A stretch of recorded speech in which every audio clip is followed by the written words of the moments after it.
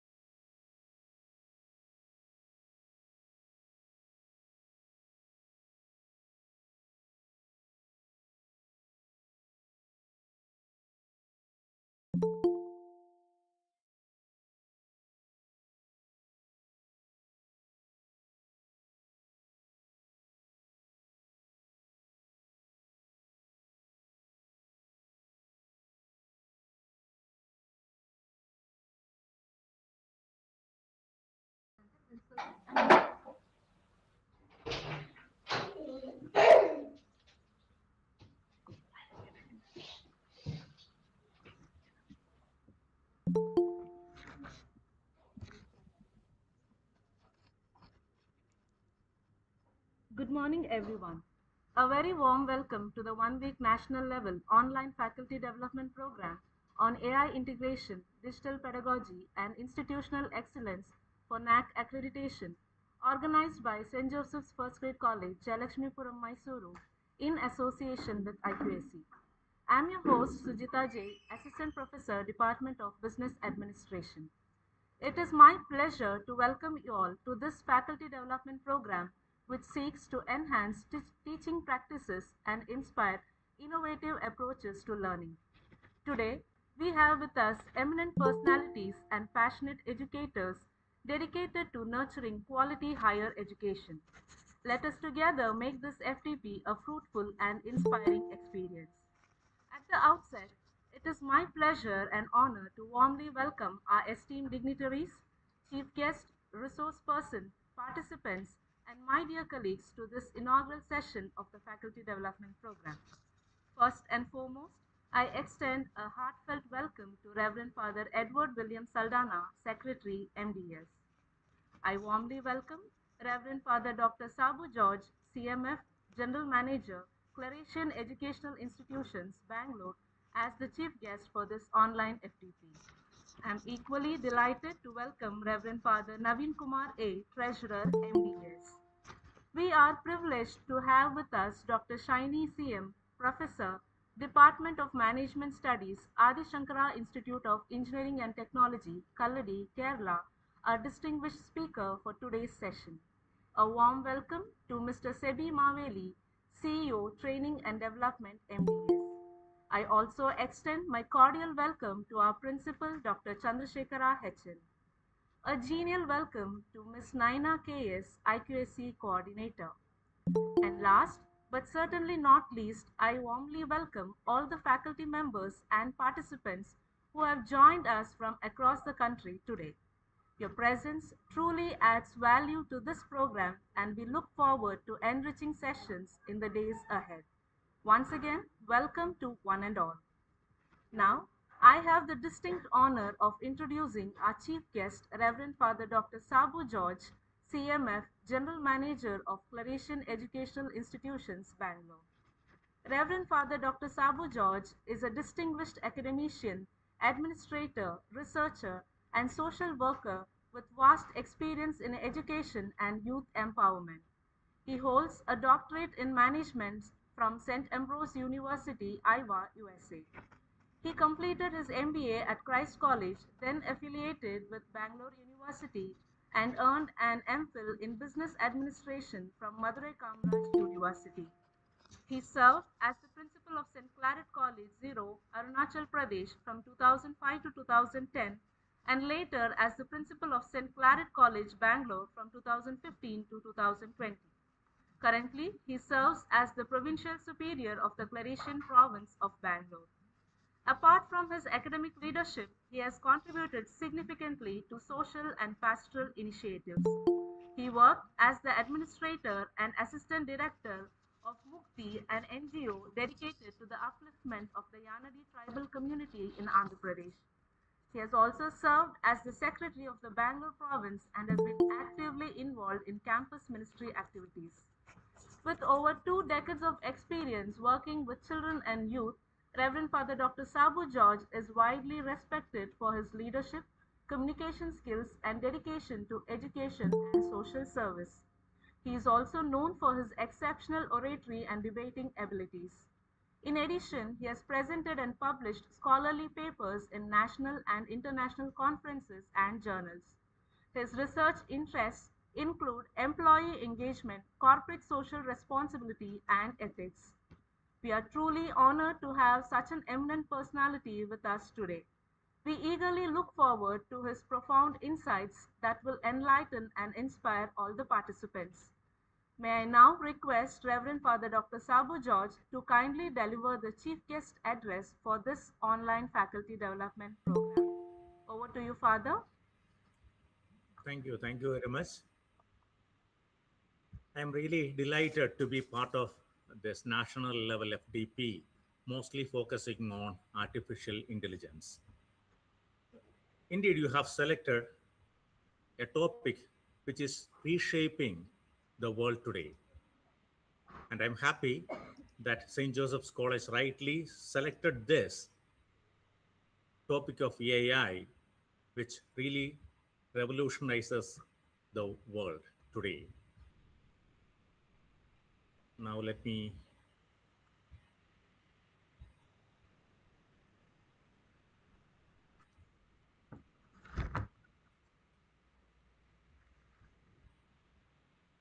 I hope all of you can see the screen. Yes, Father, we can see. Okay, thank you. So, good morning, dear Reverend Fathers, Principal, distinguished guests, colleagues, and friends. I thank St. Joseph's First Grade College for giving an opportunity to be here at this conference and deliver this address. Imagine waking up one day to find that the machine can diagnose your cancer before the doctor can. Write a symphony in the style of Beethoven, translate your words into 50 languages in real time, and predict a natural disaster 3 days before it happens. That day is not in the distant future. That day, in many ways, is today. We stand at the most consequential technological inflection point in human history.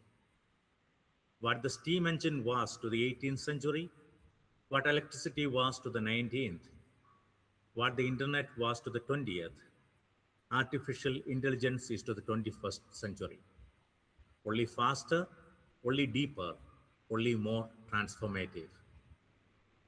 As I went through what you would be dealing during this week-long FDP, I understood that AI is what you are projecting as the backbone of everything what you do, not only in the world, but also in academic field. So I selected AI maybe to speak more about what exactly we find in AI, how we got there, and what is happening in the world right now, and where AI is taking us tomorrow. And most importantly, what we must do to be AI ready. So, what is AI?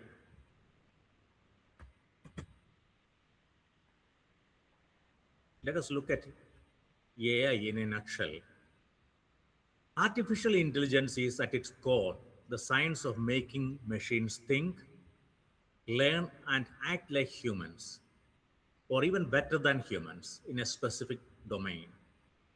It is not one technology, it is a family of technologies. Machine learning, where machines learn from data without being explicitly programmed. Deep learning, which mimics the structure of the human brain through neural networks.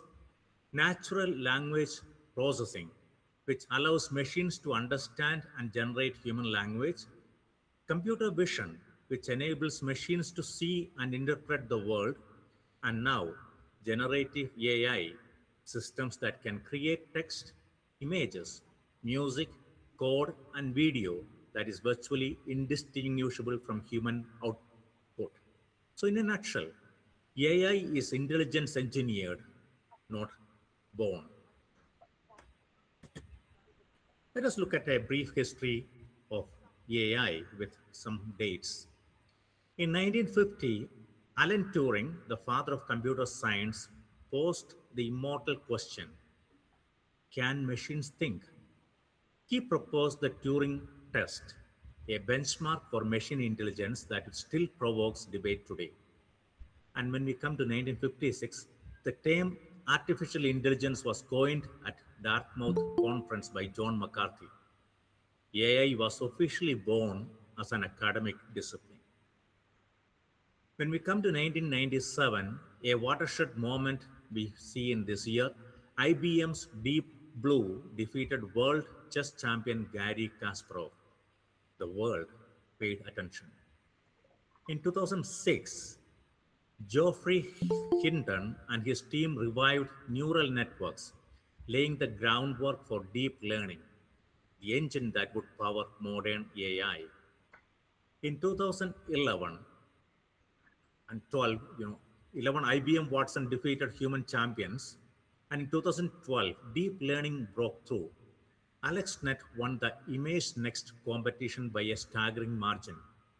The era of modern AI had truly begun. And in 2016, Google DeepMind's AlphaGo defeated Lee Sedol in the ancient game of Go, a feat experts said would take decades. It happened in our lifetime. In 2017, the transformer architecture was introduced. This single innovation would become the foundation of ChatGPT, Cloud, Gemini, and every large language model that followed. In 2022 November, ChatGPT was launched. It reached 100 million users in just 2 months, the fastest adoption of any technology in human history, faster than the telephone, faster than television, and faster than internet. When we look at 2024 to 26, multimodal AI systems arrived. AI that can see, hear, read, and reason simultaneously. AI agents that can take actions in the real world on our behalf. So when we look at in 75 years, we went from a thought experiment to systems that can rewrite civilization. Let us look at how AI is actually shaping the world today. Let us be concrete. AI is not theoretical. It is already reshaping every sector of human activity. When we come to healthcare, AI systems like Google's DeepMind detected eye diseases from scans with accuracy matching specialist donors. In 2023, AI tools helped researchers compress drug discovery timelines from 15 years to under 3. When you look at education, adaptive learning platforms, powered AI, which are powered by AI, are personalizing education for millions of students worldwide. AI tutors are available 24/7. Language learning apps are using AI to coach pronunciation and grammar in real time. Finance, algorithmic trading driven by AI handles over 70% of all trades on major stock exchanges. Fraud detection systems flag anomalies in milliseconds. When we come to agriculture, AI drones monitor crop health and disease. Precision is there in irrigation and which reduces water waste. And we also find localized farming advice via smartphones, which we find being used in India and also in Africa. Warfare and security uses AI and AI embedded in surveillance systems, cybersecurity defenses, and increasingly in autonomous weapons. When we come to employment, the World Economic Forum estimated that by 2030, AI and automation would displace 92 million jobs, a staggering 92 million jobs. But it also creates 170 million new jobs. The net is positive, but the disruption is real, uneven, and painful for those caught in the middle, especially all of us who are going through this. We are living inside an AI revolution, not watching it from outside. If so, what is the future foreseen? The road ahead. What does the road ahead look like? Let me offer you a timeline, not of science fiction, but of credible projections from leading researchers and institutions. 2026 to 28, AI agents will become mainstream. Systems that autonomously browse the web, book appointments, write code, manage emails, and execute multi-step tasks without human intervention. AI agents are doing that now. AI will be embedded in virtually every software application we use daily. 27 to 30, AI is projected to add 15.7 trillion US dollars to the global economy. Personalized AI companions, and assistants will be as common as smartphones. AI will be the primary driver of scientific research, accelerating discoveries in climate science, material science, and medicine. From 2030 to 2035, autonomous vehicles are expected to be commercially widespread. AI-driven precision medicine will begin to make genuinely personalized therapies in clinical reality. AI systems will likely pass the bar exam, the medical board exam, and many other professional certifications, not as novelties, but as routine capabilities. When we look at 2030 to 40, some researchers, including those at Google DeepMind and OpenAI, project the arrival of artificial general intelligence, systems that can perform any intellectual task that a human can. The timelines are hotly debated, ranging from 2030 to 2060, but the direction is not debated.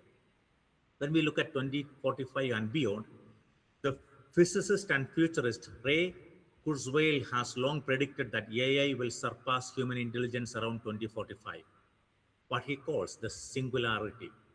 Whether or not that precise date holds, the trend is unmistakable.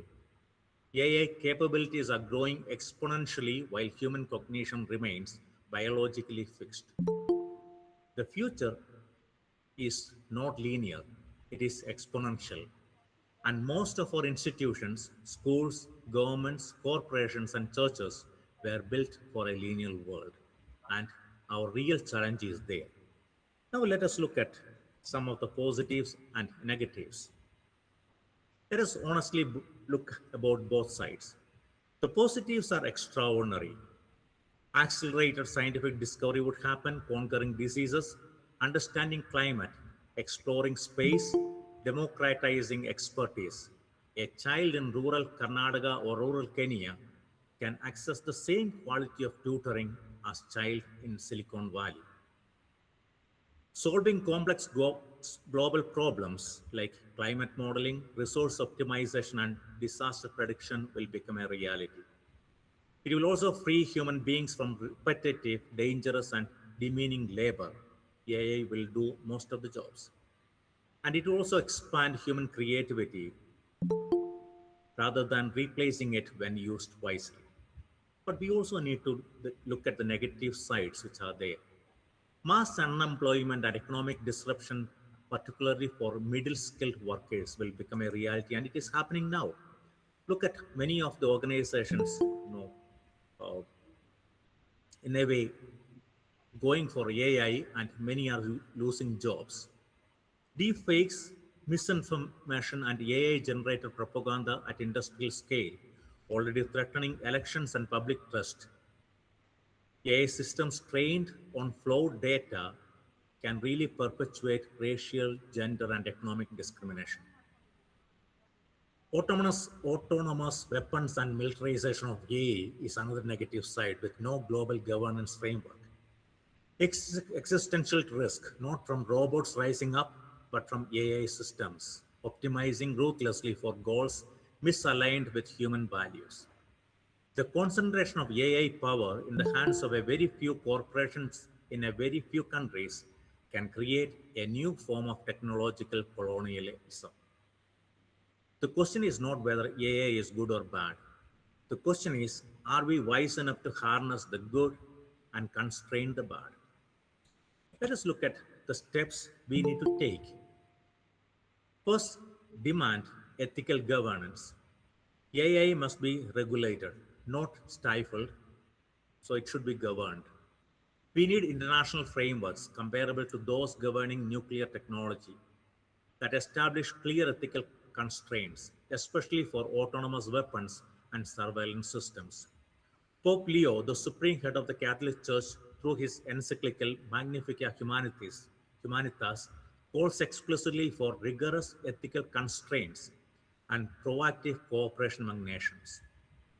Second, protect human dignity as non negotiable. Every AI system that processes human data, influences human decisions, or shapes human lives must be held accountable to the dignity of the person. This is not a spiritual nicety, it is the foundation of any just society. As Magnificat Humanities insists, the human person must never be reduced to means. Third, close digital divide. The benefits of AI must not accrue only to wealthy nations and corporations. If AI accelerates inequality, it will provide social catastrophe. Governments, institutions, and civil society must actively ensure AI's benefits are shared. Fourth, invest in human formation. The antidote to dehumanization is not less technology, it is more humanity. Communities of prayer, dialogue, family, art, and service are what ground us. Fifth, call for a slowdown where necessary. Pope Leo writes, calling for a slower pace in adopting AI does not mean opposing progress. Instead, it is an exercise of responsible care for human family. Speed is not always wisdom. What educational institutions must do in the next 10 years? Perhaps the most urgent challenge for all falls on educational institutions. The students entering our classrooms today will graduate into a world shaped by AI in ways we cannot fully predict. We have a 10-year window. Let us not waste it. And I hope this FDP, what you are doing now, is looking at this. Curriculum transformation should happen by 2027. AI literacy must be a core competency at every level, from primary school to postgraduate, not just coding, but understanding AI ethics and limitations. Faculty development by 2026 and 27, which you are doing now, every faculty member must receive substantiative training in AI tools and their pedagogical implications. This is not optional, it is an urgent as the shift from blackboards to computers. Research priorities. Universities must prioritize AI ethics, AI governance, AI in healthcare, AI in agriculture, and AI in education as major research domains over the next decade, and all the colleges should follow that. Interdisciplinary thinking, tear down silos between disciplines. The AI challenges of future require engineers who understand ethics, lawyers who understand machine learning, doctors who understand data science, and theologians who understand technology. Equity and access. Institutions must ensure that AI tools are accessible to students from disadvantaged backgrounds, not just those with premium subscriptions and high-speed internet. Forming all persons should be the aim. Above all, in a world increasingly mediated by algorithms, Educational institutions must double down on forming all human beings, people of character, conscience, and compassion. This is their irreplaceable contribution.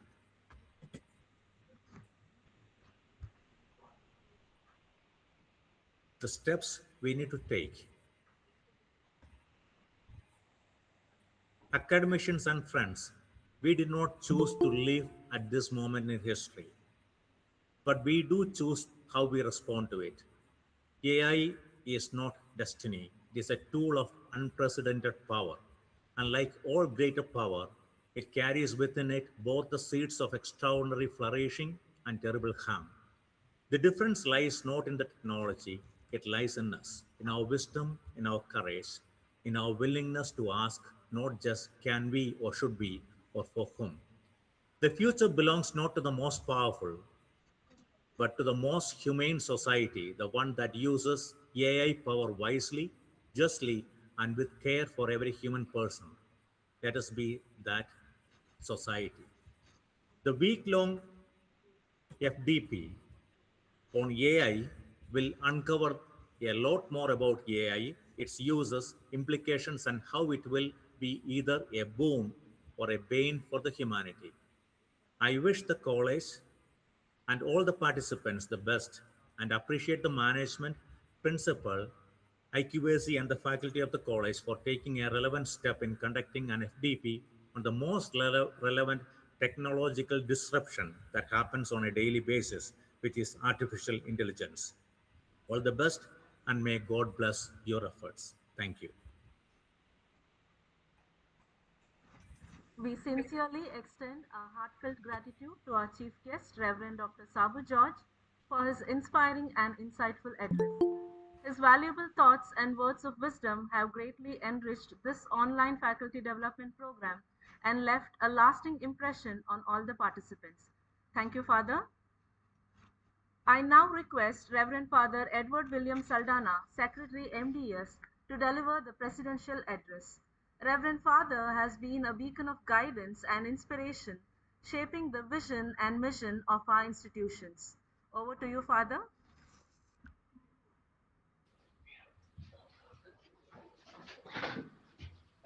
Good morning, everybody. Can you hear me? Yes, Father. Can you hear me? Yes, Father. Yeah.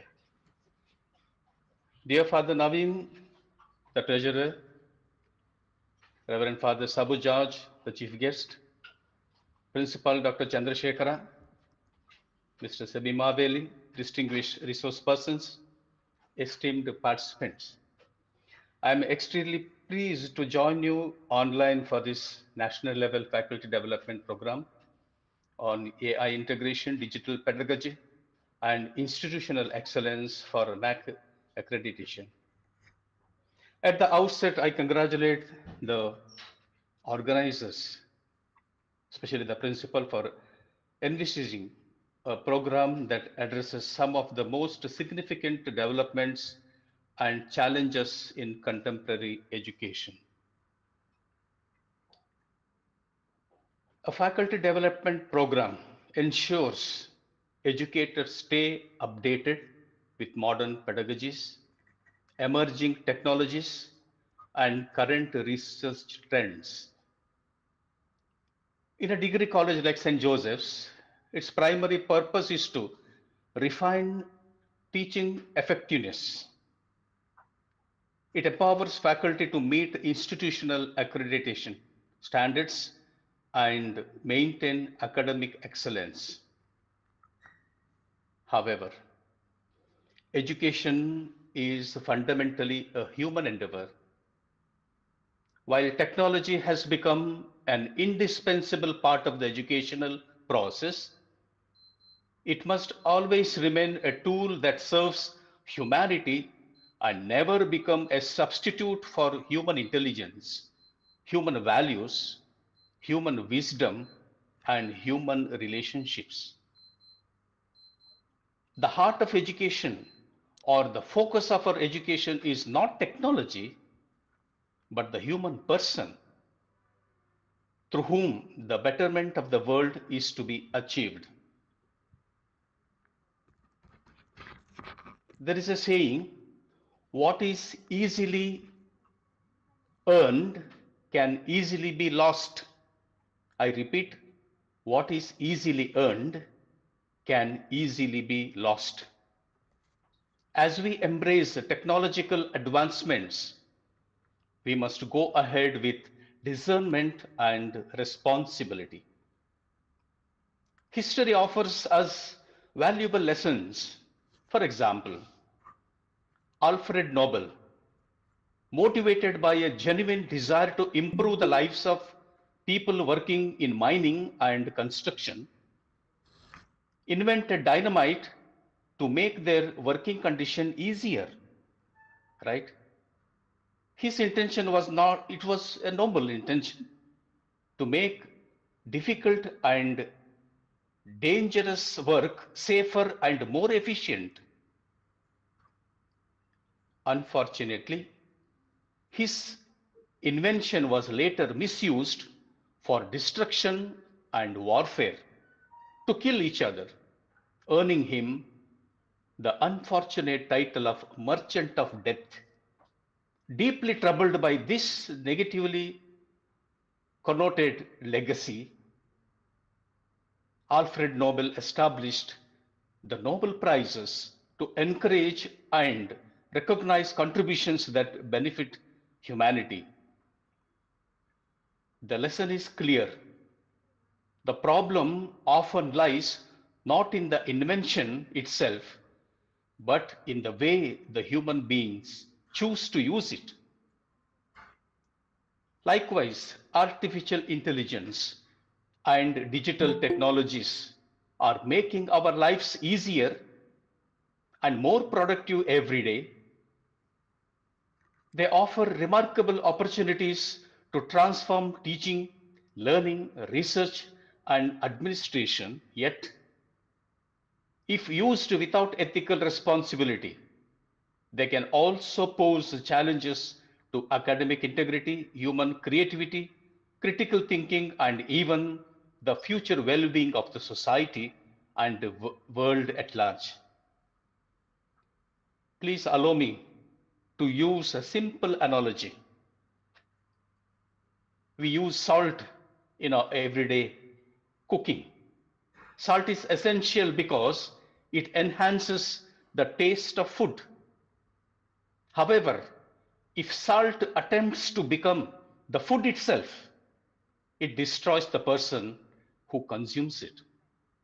In the same way, technology should enrich and support education, but it must be never replace the human values, ethical judgment, and personal interactions that form the essence of the true education. As we participate in this week-long FDP, I encourage each one of you to reflect not only on what technology can do, but also on what it should do. Let us remember that before being users of technology, we are responsible citizens, responsible educators, responsible mentors, and builders of future generations. Our commitment must always be rooted in ethics, integrity, and concern for the common good. Let me give the last punch. Let not artificial intelligence make humanity artificial. I repeat, let not artificial intelligence make humanity artificial. I am confident that this FDP will provide a valuable platform for meaningful dialogue, collaborative learning, and professional growth. The insight shared by our distinguished experts will undoubtedly equip and inspire us with new perspectives and practical strategies to enhance our educational practices in a rapidly changing world.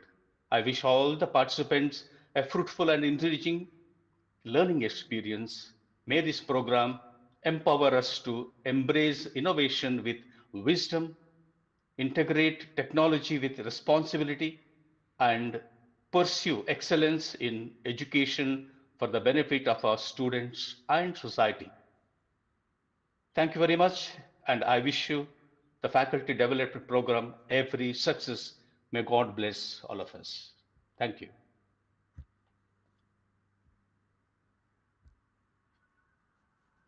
Thank you, Father, for your inspiring words and for setting the tone for the event. It gives me great pleasure to introduce today's esteemed speaker, Dr. Shaini CM, Professor, Department of Management Studies, Adi Shankara Institute of Engineering and Technology, Kalladi, Kerala. Dr. Shaini is a distinguished management professional, researcher, trainer, administrator, and socially committed entrepreneurial thought leader with over 28 years of multifaceted experience spanning academics, administration, training, industry, and entrepreneurship. Throughout her illustrious career, she has served as professor and director at several premier B schools across Kerala and Tamil Nadu, making significant contributions to management education, institutional development, and leadership. Academically, Dr. Shaini holds an MBA and PhD from Cochin University of Science and Technology. She has qualified UGC NET and has also earned a postgraduate diploma in human resource management from IGNOU. As a seasoned researcher, her areas of specialization include marketing, human resource management, and entrepreneurship.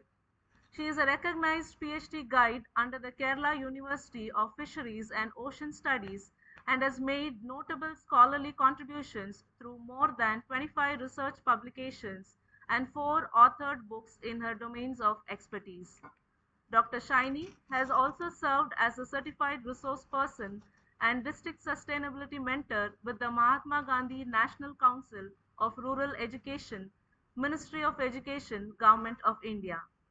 Demonstrating her commitment to societal development and capacity building, she has conducted over 200 workshops and training programs across India, focusing on sustainability, entrepreneurship, skill development, capacity building, and the empowerment of rural youth. An accomplished entrepreneur, Dr. Shaini is the co founder of Platform, a startup that provides comprehensive business solutions.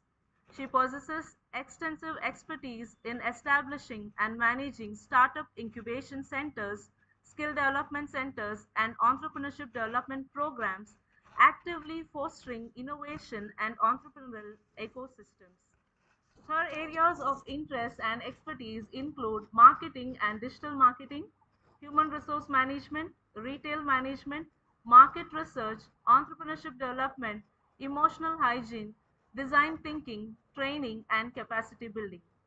In recognition of her exceptional contributions to education and academic leadership, she was honored with the prestigious Teachers Excellence Award 2019 Gold category. Today, we are privileged to have Dr. Shaini CM with us to deliver a session on AI foundations and ethics navigating the new landscape of higher education.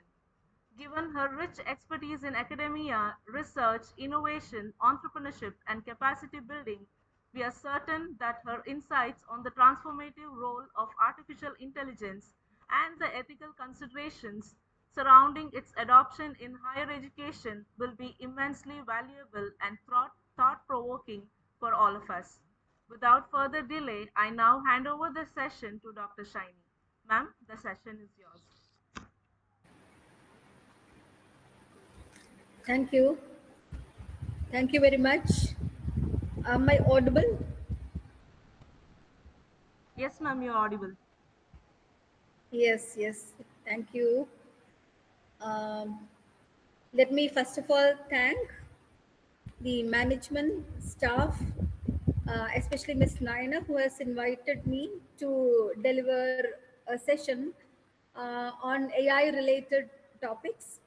And my heartfelt thanks to Reverend Father Edward William, Reverend Dr. Sabu George, Reverend Father Naveen Kumar, Mr. Sebi Maveli, and other staff members who are present here.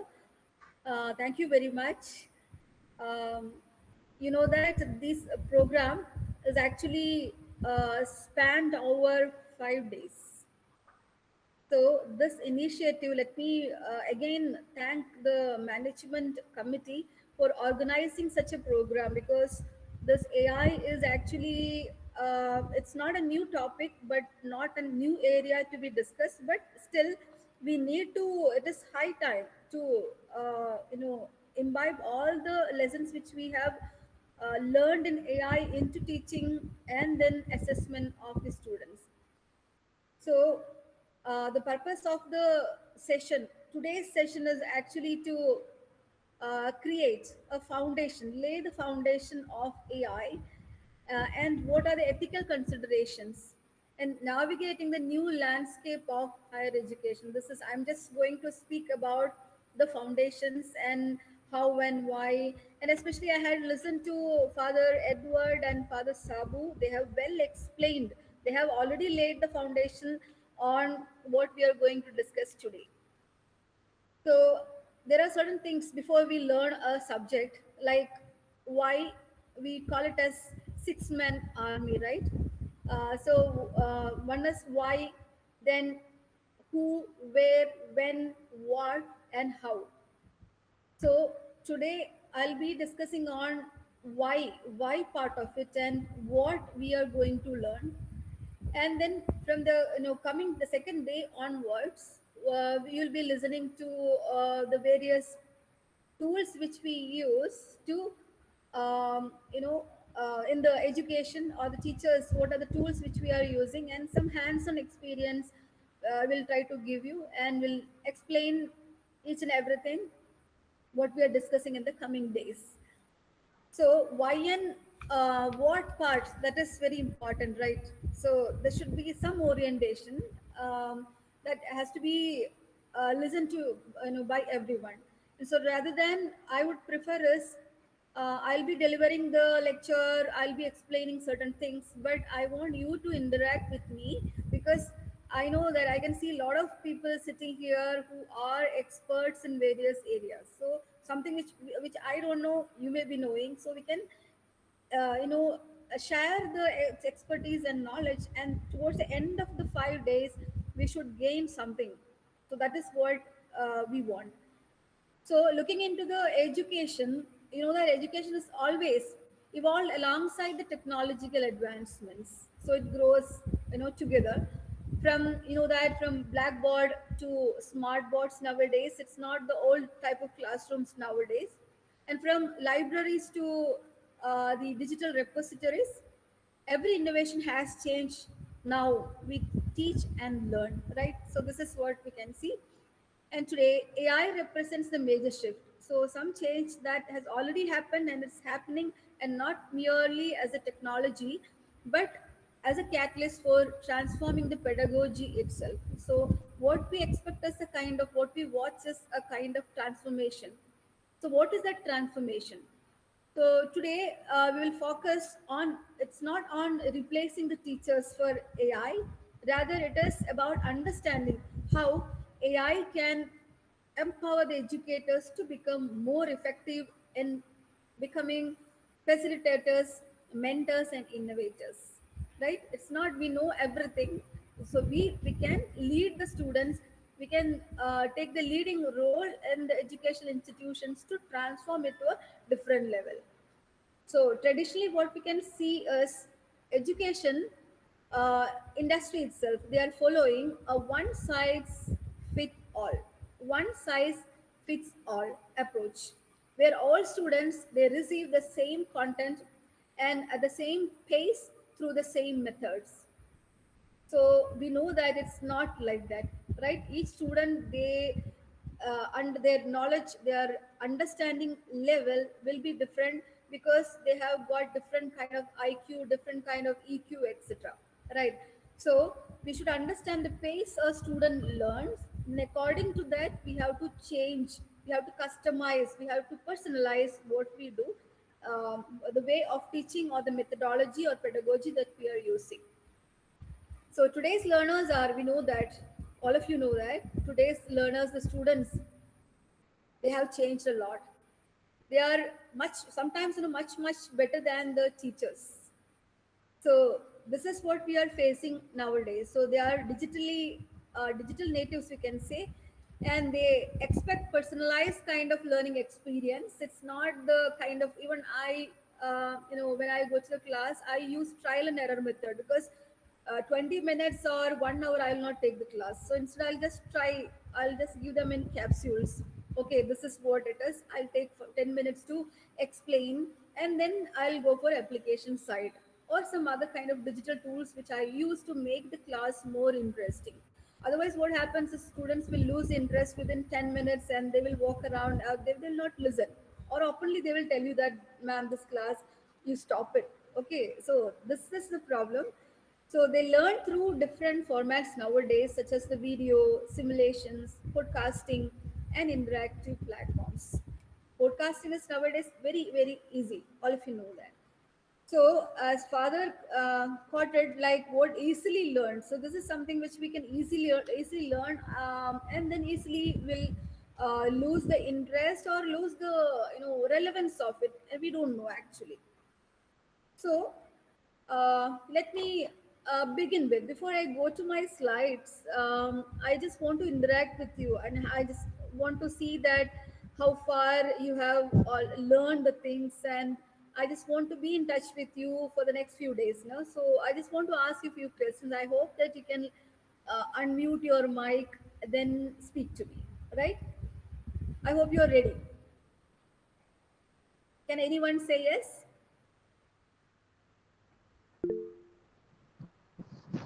Yes, madam. Thank you. Thank you very much. So, Mike, I'll ask some simple questions. One is, why does the spider has got 8 legs? Simple question. Huh? Can anybody tell me why spider has got 8 legs? Why not 6? You can just give me some funny answers. I hope you are taking time. Why spider has got 8 legs? Anyone? You can type it or you can speak to me.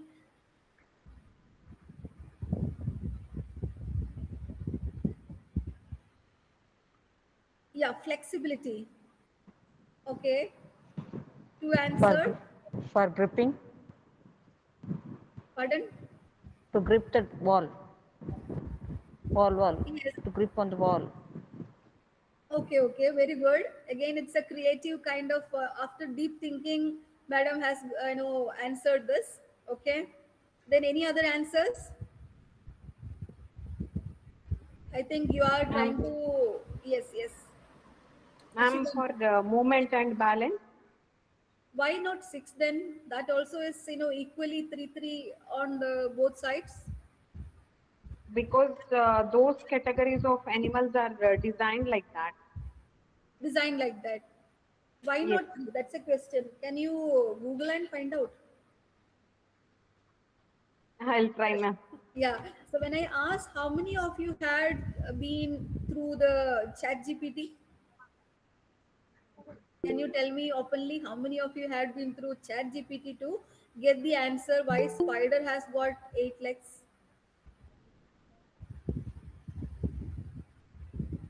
Anyone? Yes or no? Yes or no? No, we didn't go No. through chapter. Very good. Very good. Then let me ask you the next question. Polar bear eat chai and biscuit. Why? Polar bear eat chai and biscuit. Funny way you think and tell me. It's not a very big science or rocket science I'm speaking. Just for fun, I'm asking you. Polar bear eat chai and biscuit. Why? Because of cold Ma'am, weather. polar bear lives in the area where it is too cold, so just to get warm up, it That is eats what. chai Because and of cold biscuits. weather. Yeah, very good, very good. Is it your answer or ChatGPT's answer? Our own answers. Your No, answer. my answer only, ma'am. Yeah, very good, very good, very good. Okay, let me ask you another question. So I think Savita ma'am and Ashida ma'am are the toppers in the class, right? So I'll ask you, when was Gandhiji born? We should know that. Very important October question. 2nd. October 2nd. October 2nd. Okay, Yeah. but which year? That I can't. Which year? Which year he was born? We cannot say we are Indians, so we cannot say that we don't know when he was born. Then I had to remember my childhood lessons. Ask Google or ChatGPT. No, I don't want to use. Okay, I'll try to remember. Okay. Anybody else? I can see Priyanka ma'am here. Any answer? Okay, then I'll just come to the subject then. Okay, so suppose you are not interested in polar bear or spider or Gandhiji. So let me ask you, why do you learn maths? Because from childhood days we are learning maths, and I'm not using maths now. Rather than addition, or when I go to the shops, I'll just see how what is the total amount and how much I'll get in return, right? But from the childhood days, we are learning maths. Why? Why is it? In our daily life, it is required. To lead our life, max is required. To lead our life, because every day you think that, but there Yeah, are, your calculation will be there in everything. That's why. yeah, we are not using calculus in our daily life, No, right? calculation part, The calculation, not calculus. calculation part, but Yeah, yeah. calculus we learn and we are not using in our daily life. Nobody is That's using, right? that's true. That's true. Yeah, Yeah. Then why we are learning maths? yeah. Any other? Yeah. Max means I am taking an example of addition, multiplication, division. That four basic operation I'm taking as an example. Yeah, if we weren't exposed, we wouldn't have known about Miss Dr. Dia Prabhu. She is saying that if you haven't learned, you're not aware of all these things, right? But from standard one, or whenever you start learning things, you learn maths. It is a compulsory subject. And for MBA, you know that they learn quantitative methods. So, what is the reason why they study all these things from childhood days? Cognitive development. Very good. Preeti, ma'am, Preeti Akshiv says that cognitive development. Very good, very good. From where did you get the answer? From where did you get the answer? If it's a way to teach us, all we need is basic addition, subtraction, division, but still we learned, right? So, actually, this is the way we develop thinking. So it is from the childhood days we need to use our brain, and we have to develop step by step to reach up to a level where you are standing now.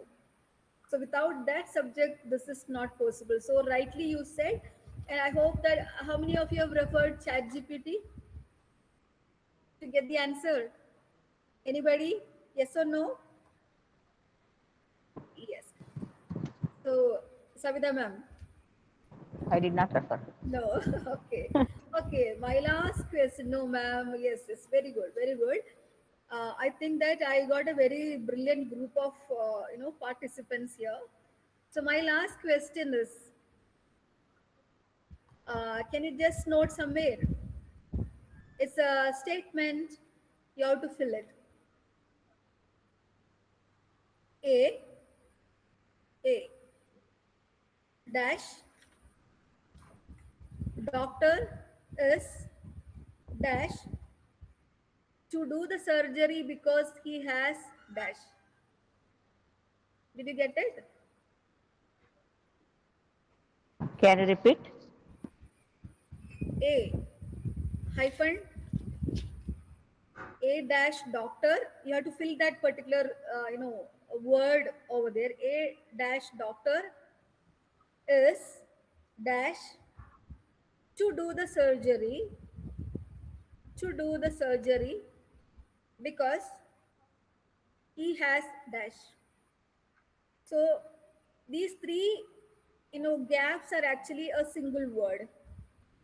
Okay, and you can use that word in any way, but you have to fill the three gaps. Fill up the blanks. So that's what I'm saying.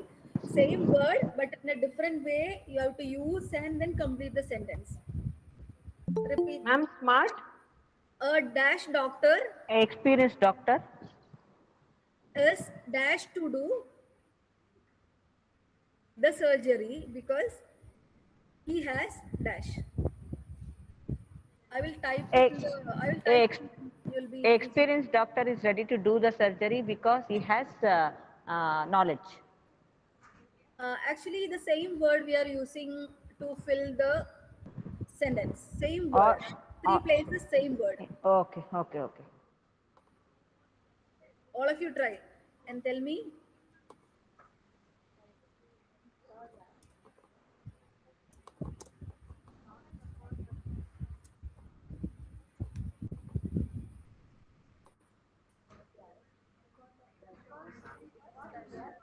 So I have shared now. Just look into it. A dash doctor is dash to do the surgery because he has dash.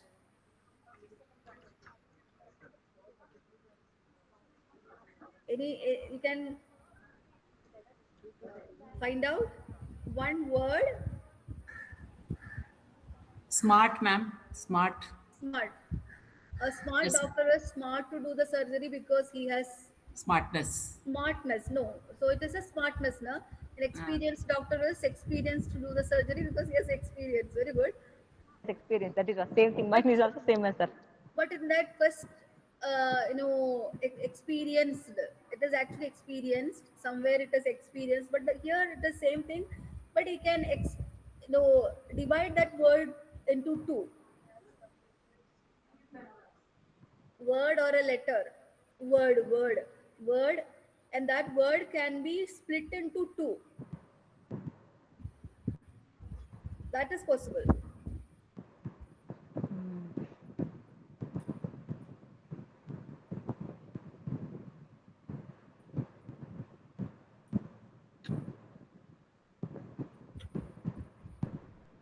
You can type it in the chat box if you have completed.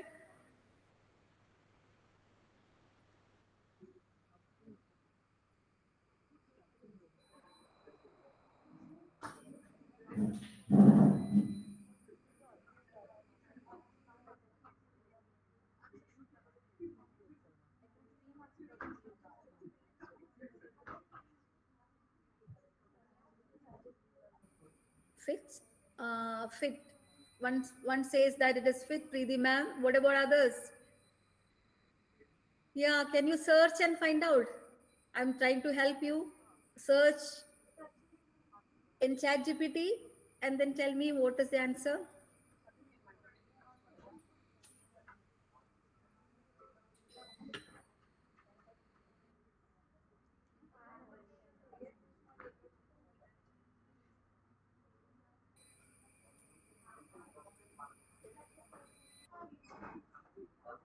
Yeah, very good, Divya, ma'am. Yeah, I found on Google. Okay, the answer is correct. The answer is correct. A notable doctor. It's correct. A notable doctor is not able to do the surgery because he has he has no table. Okay, so the same word with a different way we are using, but somebody, yeah, very good, very good, very good, very good. Yes, this is it. How funny is it? But Divya ma'am has found out this in Google, right?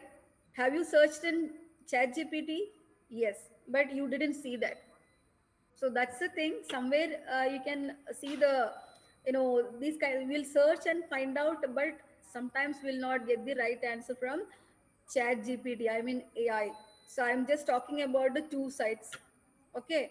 So this is the beginning, and thank you for your cooperation. But let me begin with my presentation. I'm going to share and just check whether the screen is visible to you. My PPT is visible to you or not.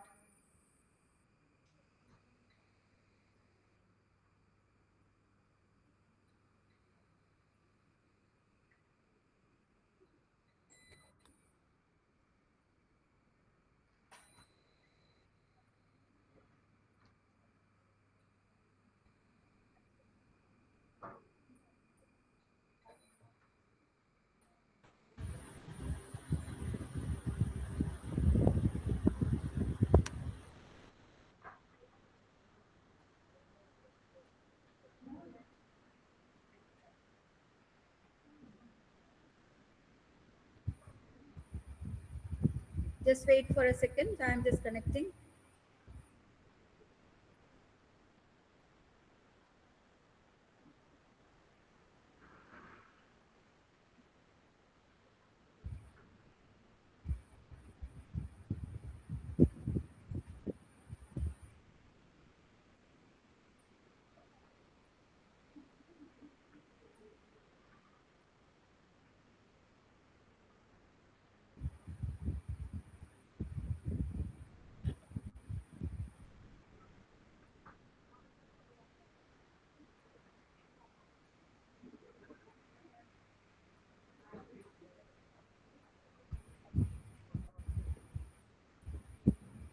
Is it visible now? No, ma'am. No, ma'am.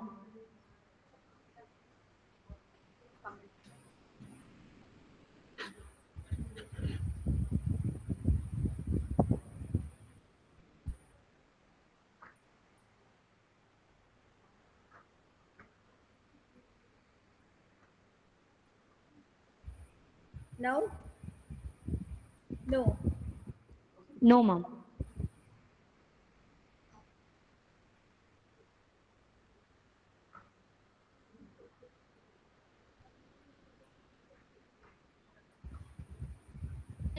Yes, ma'am, it's sharing.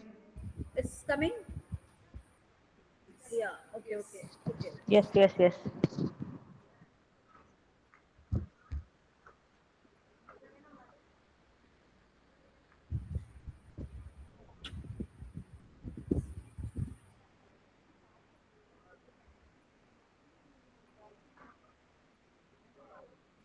Okay.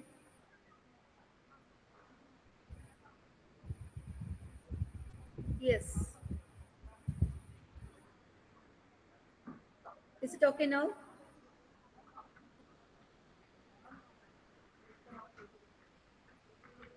Open it.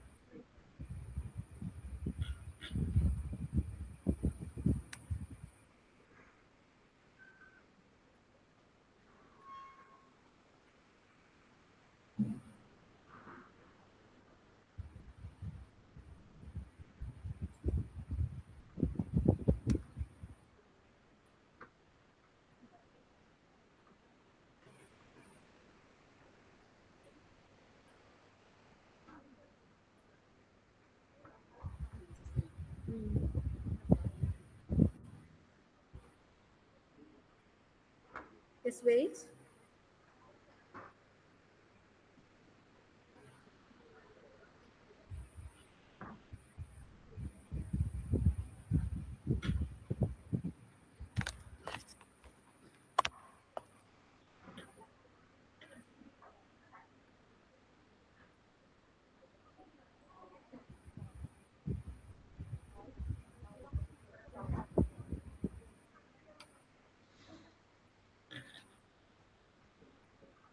It's taking a little bit of time. Please wait.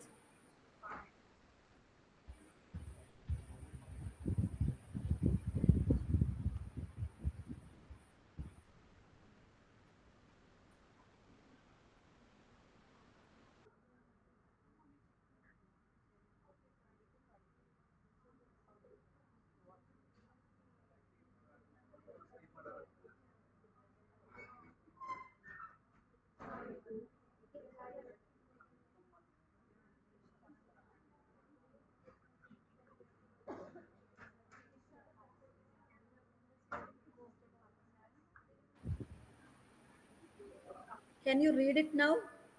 Is it readable?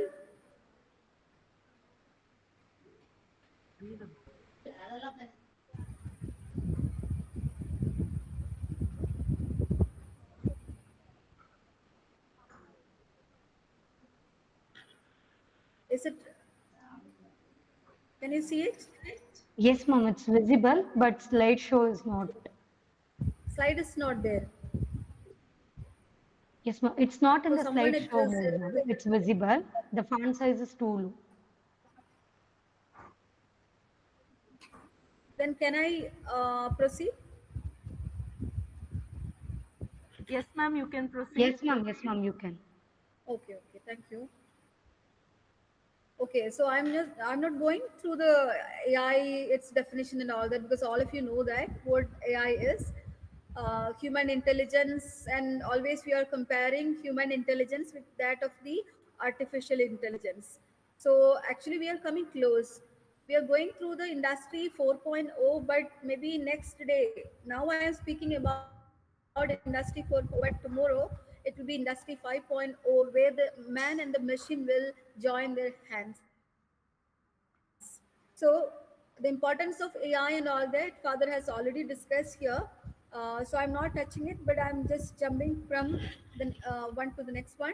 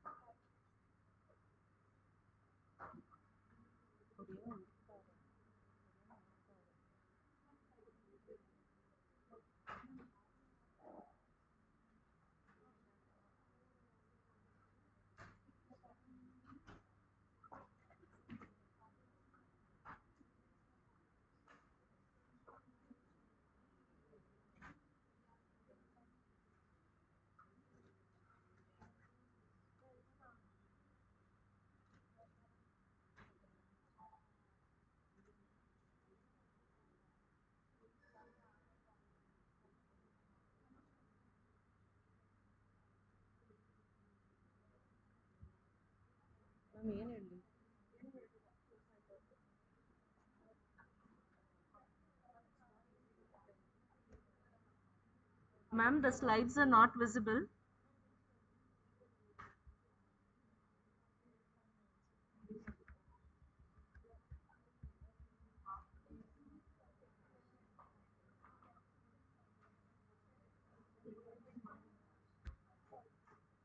Ma'am, the slides are not visible.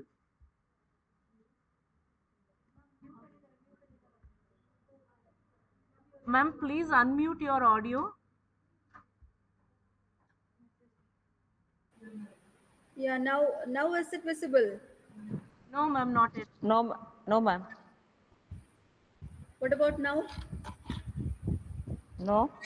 No, it's actually being shared. Um, 1 second, ma'am. Let me check then.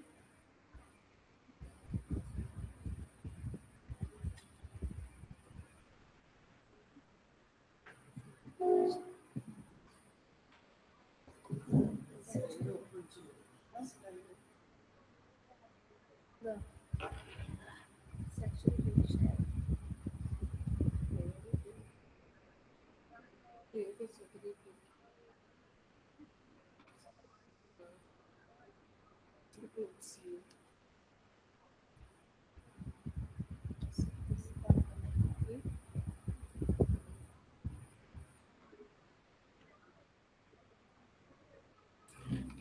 What about now?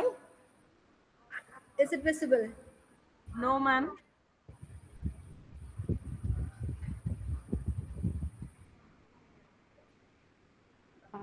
No, madam. Okay. I'm checking. So once it is seen, just somebody tell me it is seen. Okay. Now, No, ma'am. no.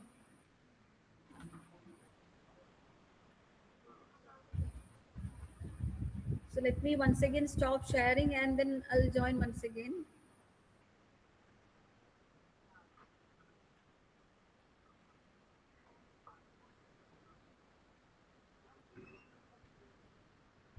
What about now? It No. No, shows ma'am. that it is shared. Now we can see, ma'am. Okay. Okay. Sorry for the delay.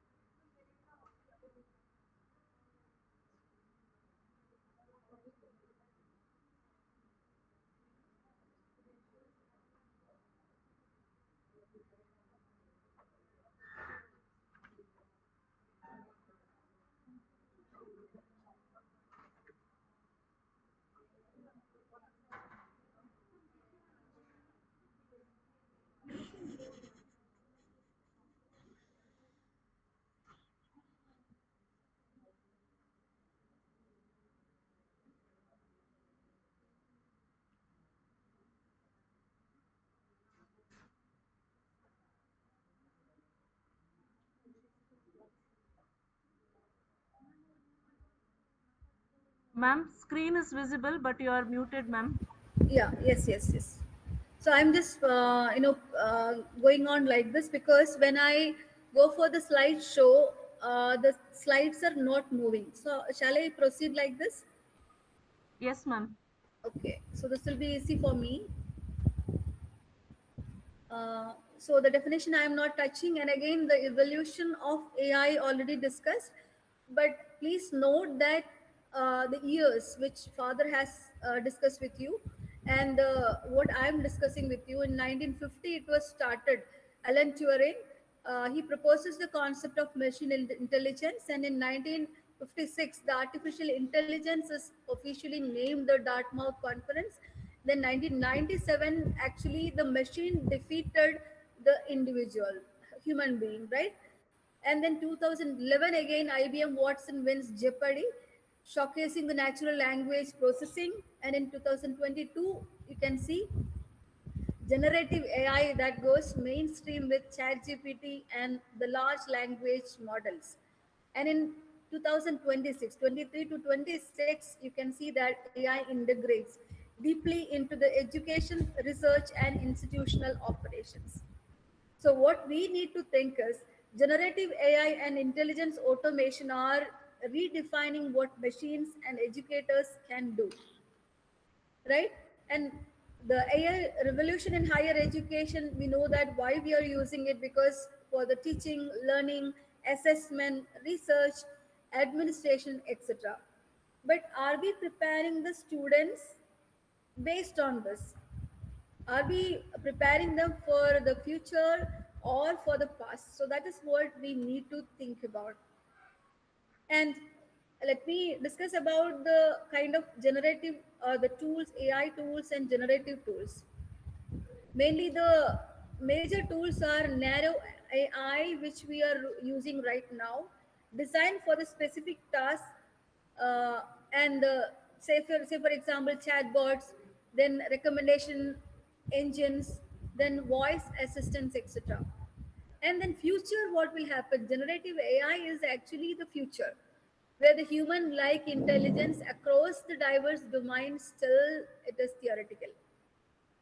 And there is a hypothetical AI also, like we'll call it a super AI, that is surpassing the human intelligence. So in future, what will happen? The artificial intelligence will take over the human intelligence. That is what we need to think about. And all of us, from the initial discussion, I came to know that all of us are familiar with the ChatGPT, Gemini, Claude, Copilot, Canva, AI, Teachment, etc. But still, when one question is being asked, being the educators, whether we have used the ChatGPT or Gemini or Google to find out the answer or not. But there is a tendency, like whenever we listen to something, even if we know the answer, we check the ChatGPT or Gemini to get the answer, right? So slowly we are turned to be like that, to check in all these or use the AI tools to assist us. And the major foundations of AI, all of you know, like machine learning, deep learning, NLP, then computer vision, generative AI, etc. And while going through the various sessions which we are going to deliver in the coming days, you will be able to understand what are the AI fundamentals, explore high education applications, identify the ethical concerns, evaluate the opportunities and challenges, and build responsible AI practices. Something which we should not avoid is building responsible AI. And what do you mean by that? So, such things we should understand. So, all these are the foundations of AI.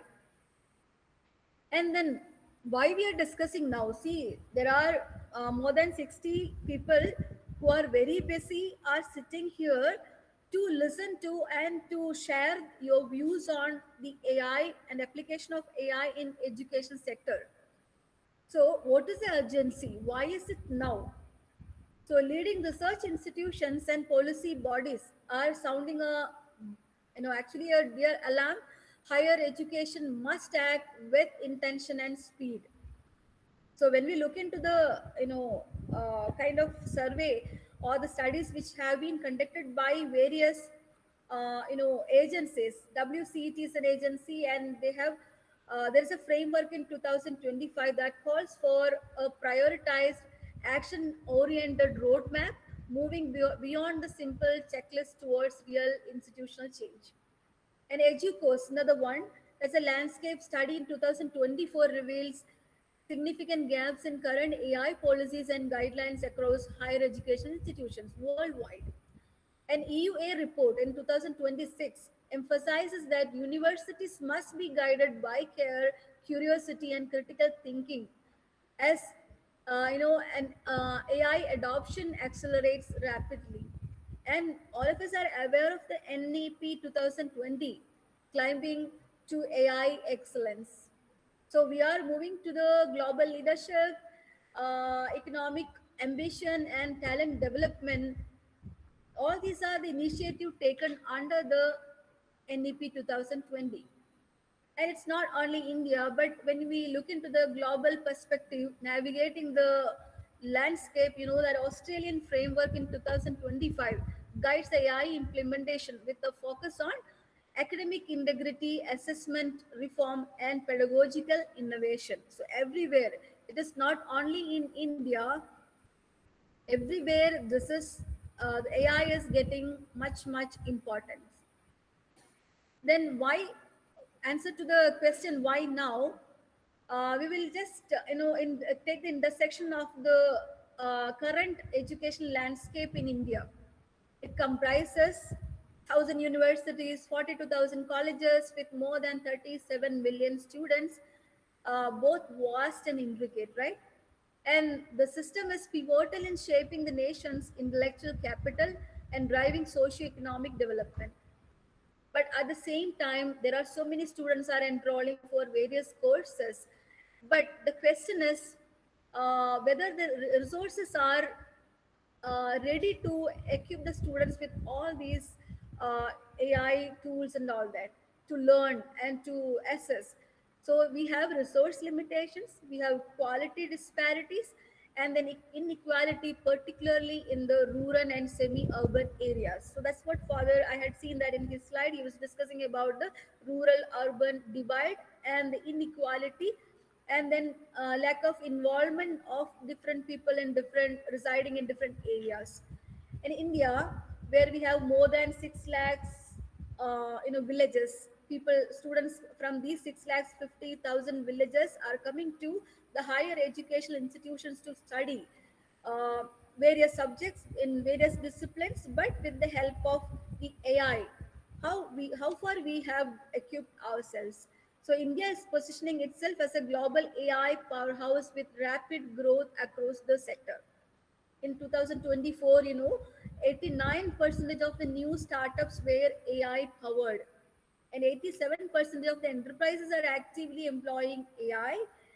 And AI market in India itself is expected to grow in a very faster rate, like 25 to 35 percentage through 2027. And to support this growth, India, which had an AI talent pool of 6 lakh to 6 lakh 50,000 in 2024, it needs over 1.2 million AI professionals by 2027. So I'm just showing you the brighter side of AI now at a 15% of CAGR across, according to NASCO. And then when we look into this, why the educational institutions are adopting the AI and that these kind of technologies, digital technologies into the teaching learning process and all that, because that transformation is required. Without that, the survival of the educational institutions are questionable. Right. So we should know that what are the core policies and frameworks which led the institutions, educational institutions, to this particular AI and the transformation. So you know that one thing is, which I have already discussed, is NEP 2020. Another one is India AI mission, launched in March 2024. It's a major initiative with an outlay of 10,371 crore over 5 years. And all these are aiming at improving the AI infrastructure for education. So the government is supporting the educational institutions to come up with the infrastructure facilities, because we need the infrastructure facilities if you want to equip the teachers and the students with the AI tools for their further development. The National Curriculum Framework, NCF, again integrates AI into school curricula. So the teachers like us, we are getting the students who have already been through the AI tools in learning the subjects, right? So if we don't know what AI is, what are the AI tools which we use to teach the students, it is high time. Mandatory AI curriculum is another one. In 2026-27, we are incorporating from the school level itself what are the AI assistance which can be provided to the school students. Then Center of Excellence COI in AI for Education in 2025-26 Union Budget allocated 500 crore rupees to establish COEs focusing on enhancing higher education through AI. So this is the situation now. And the strategies for implementation are actually AI curriculum integration, skilling and training, SOAR initiative. You might have heard about it, SOAR, skilling for AI readiness, right? Then digital public infrastructure, DPI, language demonstration, focus on specialized roles. All these things are actually the strategies of a particular country to develop the AI, implementation or making it more easier. And the key practices in Indian education, when we look into it, like 2025-26, we know that personalized learning platforms, we are using it right now. In 2026, I have noticed that most of the educational institutions and educators are using the learning platforms. Am I right?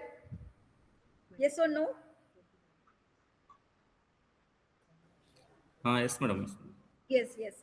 So administrative automation, then early detection tools, AI for research, AI hackathons, etc. All these things, all of us are familiar because AICT is taking some initiative, and then different agencies, different government organizations are taking initiatives to make the practices in Indian educational, higher educational institutions.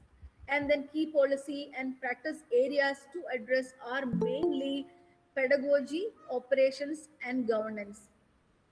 So pedagogy is actually the academic for the purpose, for the teachers, teaching and learning purpose, then assessment purpose, etc. So to improve the students' AI competencies, we use it.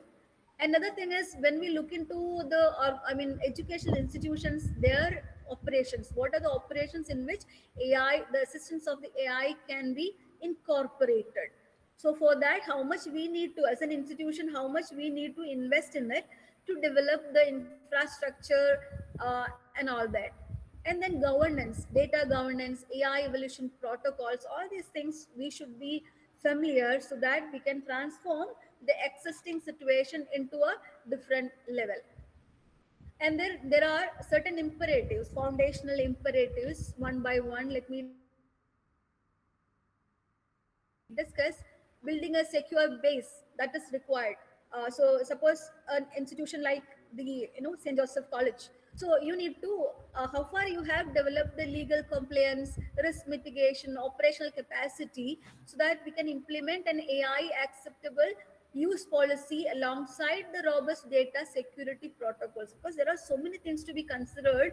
While we, it is easy to say that the teachers should use AI tools in the classroom and the students should be aware of it, but how easy for us to implement it and then to give a secure base for the institution to provide all these. Second priority is actually the strategic enablers, like enhancing the capabilities, who all are actually involved in this, and then what do they do? Like faculty and staff development is one thing. AI literacy is compulsory, so comprehensive training to the teachers on AI, that has to be given. And then we have to provide a situation where they have to use it ethical, and somebody has to check it whether the ethical use of the AI is being enabled in the institution or not. Then pedagogical integration, that also is required. And then curriculum redesign is another thing. It is not like in most of the universities they are using the old curriculum unless and until the institution is autonomous, right? If the institution is autonomous, definitely we can make some changes in the curriculum so that we can introduce this particular module like AI also to the curriculum itself. Otherwise, we need to develop such a module like where the students or the teachers will understand what AI tools are, so to improve the AI competencies. Another area is operational efficiency. Say for example we conduct the exams, so that is one area where the institution will have so many departments, and exams are regularly frequently we have to conduct the examinations, but how easily we are conducting it, so that's a question. So where we can make use of AI for the operational efficiency. And another area is admission. How can we utilize the AI to assist the institution to improve the admissions and all that. So that is another area, priority area.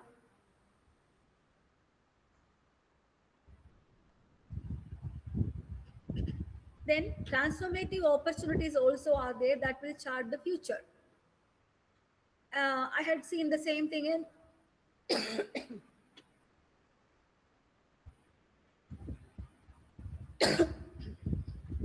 one second.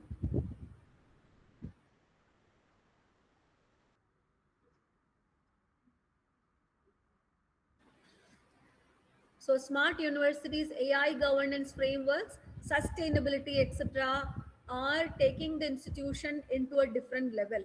It's not the teachers when we consider, it's not only teaching they are engaged in, but they need to look into the accreditation work. They have to look into the sustainability, then SDG goals. They need to look into, right? So the role of a teacher itself has been changed. It's not simply go to the class and giving lectures, but something much more than that. So smart universities, where when do you call it smart university? When we'll give personalized learning, predictive student success, and advanced AI in research. So the parameters in evaluating an institution or a university, that is changing day by day. So where the AI can definitely play a very big role to take the institution or the university to a different level and make the things more convenient and more easy. So the most ambiguous institutions are moving beyond the efficiency gains toward genuine transformation. So I'm just highlighting the word transformation.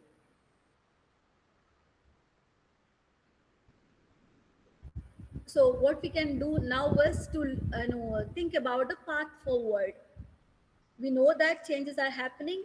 AI is there to assist us in teaching, learning, and assessment. And what we can do now, a call to action, that is prioritize and adapt. What is your priority? You look into your, suppose I'm teaching you what AI is, and AI is to be incorporated in all these modules, but we have to prioritize our own institution, and accordingly we have to adapt. So what is the current infrastructure available, and then how to utilize the help of the agencies, other organizations to foster collaboration so that we can bring the AI intelligence or the artificial intelligence into various areas. Then continuous learning. And today, I'm going to teach you something, and tomorrow it will be something else. Okay, so you can see that there are n number of tools available. It's not only one like ChatGPT or Gemini, but so many other tools which are available. So, and embrace the AI mindfully. Mindful embracement of AI is required. So, in the, say for example, when we take the case of railway, only railway is there. It's a monopoly, enjoying the monopoly, right? Nobody else to compete, but can be, uh, substituted by the, airways or roadways or waterways, etc. So just like that, when you, if you want to choose a particular tool to assist you, there is no single tool which gives you everything. So what, as an brilliant way of choosing the AI tool is up to you. As an educator, you have to decide. So you can look, when you look into my presentation, you can see that I have written like it's made with Gamma. I made the slides through Gamma, but that's just I'm just giving them the kind of a citation, or I'm giving the credibility to Gamma that I have prepared the this particular slide using Gamma. So I can hide it. How can you hide it? Gamma will not help you unless and until you take the Gamma Pro version, right? So what I can do is I will go to Canva and I'll just upload my slides and I'll ask Canva to delete this or hide what, remove the made with Gamma. So I'm using two tools here. So it is just like a creativity. Okay, so I'm very creative that so that I can mix three four tools and then I'm coming up with so many interesting things. So what I'm telling the educators here who are listening is, it's not, what we need is some flair, some interest in the AI tools is required. It is really interesting to test and to experience the way the outputs are being generated by various AI tools. And the students also will be interested, right, to know, say for example AR VR and all that. So I was thinking about to conduct a concert using the AR VR tool. All the students, they are interested to listen to the music of Taylor Swift, right? Taylor Swift. So how can, by sitting here in India, how can I conduct a concert of Taylor Swift? So we can see that Taylor Swift is coming over here and we can see the way she is singing. So it is possible, everything is possible. And you can imagine the teacher go to the class and go to the student's house, and then she's presenting there her presentation or the lecture. Okay, so everything is changing. So each and every tool we have to compare the tools and then choose one wisely according to your interest and your need.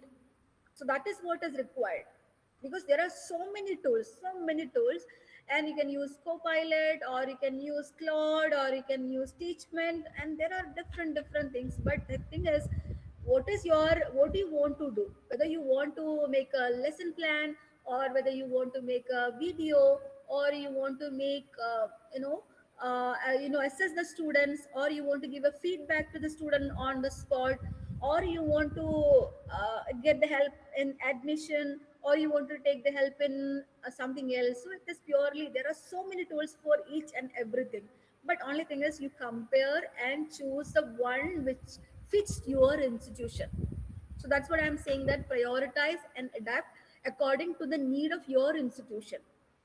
Just check what kind of background that we have, financial, is the institution ready to invest in the particular AI and all that.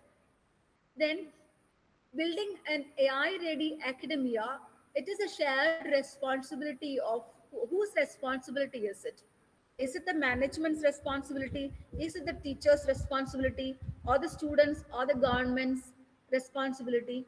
It is a shared responsibility. So that is being understood by the government. That is why there are a lot of initiatives being put forward by the government organizations to help the institutions to come up with and implement AI in the teaching curriculum and then teaching learning practices.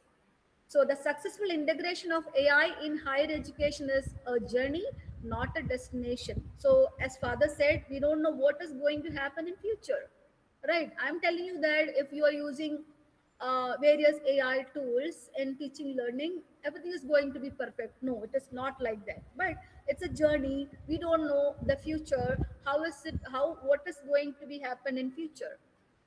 And by strategically planning, developing robust policies, and fostering a culture of innovation and induction, the institutions can create the what transform the whole shape of the educational institution to something else. So we have to plan strategically, build robust policy, and cultivate innovation culture in the institution. And there are n number of opportunities for the faculty members, and the way you handle the AI, that should be, very carefully how to do it.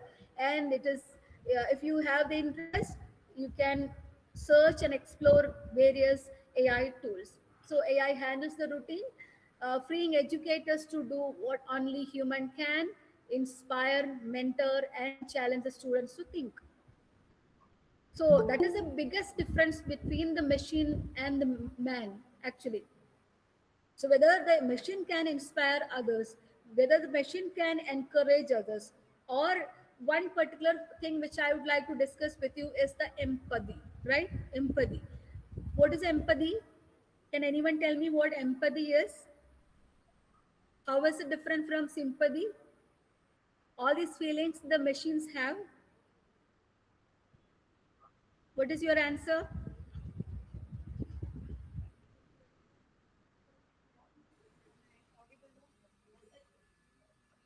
Can anybody tell what empathy is?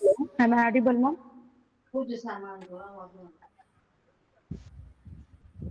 Hello. Yeah, yes, audible. Dr. Intumadi. Ma'am, sympathy is showing concern on someone. Empathy is Okay. standing on other situation and deciding the things. Yes, yes, very good, ma'am. Very good.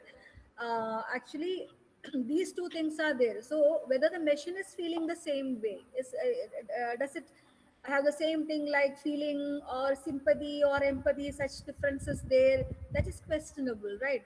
So, empathy is. I'll take the example of fishing. Okay, suppose if a person is hungry, and then if you realize that person is hungry and starving, you are giving a fried fish to him. That is what sympathy. And empathy is just teach that person how to fish. That is what empathy is. So sympathy will kill the person, and empathy will actually will show a way to the person to live, right? So that's the biggest difference. So that feeling, whether the machine is having that feeling or not. Okay, so inspiring, mentoring, challenging, all these things are part of the responsibilities of a faculty. So AI as your teaching assistant will reduce. Only thing is, it will reduce the workload, and it will make the things repetitive job is there that can be reduced, and then enhance the content quality, variety, etc. That is easier for you to make a PPT. Again, you have to work. Even I felt like I make the frame of the PPT, but in what all content has to be included in that PPT, I decide. It's not somebody else. I decide what should be the content and what should be the quality, and how can I change the mindset of the students, how can I make them think. All these things I decide. So where the faculty focus shifts, mentoring and personalized guidance can be given, cultivating the critical thinking, all these things we are going to act like the mentors, or we are going to act like facilitators. We are not going to teach them this is a tool, chat gpt, open chat gpt, you give some prompt. No, it is not that. I'm just telling you, if you use the chat gpt, what is going to be, what should be the, what is the result that you are going to receive. And then how will you use that particular platform, that particular tool. Okay, in thinking process we are going to help them. So let me discuss about the ethical challenges and the path forward. So how far we are safe in using this. I'll tell you one thing. Actually, Naina ma'am, she's an coordinator. So she asked me to send a photo to use it in the poster. So then I just sent a random photo, and she has made one. And then it was came, I came out well. I was not so much worried about that photo, but when it is being shared as its status, so many friends call me, ma'am, why this photo is like this. Then I started thinking, why what is the problem with that photo? So I came to know that okay, some problem with the photo. Then immediately I thought of, I just deleted all my status, and then I called Naina ma'am. Okay ma'am, I want to replace it with a new photo. And actually I have so many photos, but none of my photos are looking straight. What should I do? So then I thought, okay, I have to create one immediately within seconds. Then I used the help of, taken the help of ChatGPT, Gemini, etc. And I had given the prompt like I want a picture, and face I have already given. Then features already been captured by it. And then one thing is I want a picture with a sari, and it is looking straight. Okay, I had given the prompt, and then I got a good picture, and that is being shared. Okay, so I'm using it, and I'm really interested to take the help of all these tools. And there are problems, and people say that, and there are certain privacy issues, because you are sharing your photos and all everything. There is nothing to hide, right? Yeah. So from here the ethical challenges are mainly promote the transparency, make AI use clear and accountable in all the academic processes, ensure the equity. It's not, we have to treat the children equally. Then equip the faculty and the students to use AI critically and responsibly. I'm using the word responsibly again and again. So that's why I have given this particular thing made with Gamma here. So I took it from there. So I just want to tell you I'm transparent enough to show you that it's actually taken or done with the help of Gamma. Then develop AI literacy, embrace the innovation, all these things. Actually, the world is going faster than you think. So we have to take the help of the AI. And future of AI is actually, that AI powered universities can be seen, intelligent tutoring systems can be seen, personalized degree pathways can be seen, learning analytics, that particular area is going to be changed. Virtual and immersive learning, again, that is will be used by various institutions. Then human AI collaboration, that is the industry 5.0. Industry human AI collaboration, again you can see. Then AI literacy for the educators, where faculty need to learn what prompt engineering, what prompt has to be given. Then AI assisted teaching, ethical AI practices, everything we should learn. At the same time, we should create the awareness among the students too, like how can we use it ethically. Then assessment, again AI powered assessment, verification of AI outputs, all these things are part of our AI literacy. So how to make ourselves competent enough, like AI plus pedagogy plus domain expertise will make us what? The smart educators, right? So we are living in the smart academia, where teaching learning assessment, like memory based examinations, content reproduction, routine assignments, problem solving, case, and all these things are a part of our life. So today I'll be dealing only with the fundamentals of AI. I have never, I didn't even touch any of the tools in detail, but I'm just laying the foundation of all these things. Like why we need to, what is the urgency, what is the emergency now, that we have to analyze ourselves and see how far we have progressed in the usage of AI tools. So this is required. So without that, what will happen? Without, so let me ask you a question. If you don't use AI, what will happen? Can anybody tell me? If you don't use AI, what is going to happen? Can anyone tell me? Are the institutions where you're working, life will go slower? Very good. Life will go slower. Yes. Any other answers? Without AI, suppose AI is not there, what will happen? What is going to happen? Will it be replacing? Suppose you don't have the sufficient knowledge and competency in dealing with it, what will happen? We fall behind in this competitive world. Yeah. Any other answers?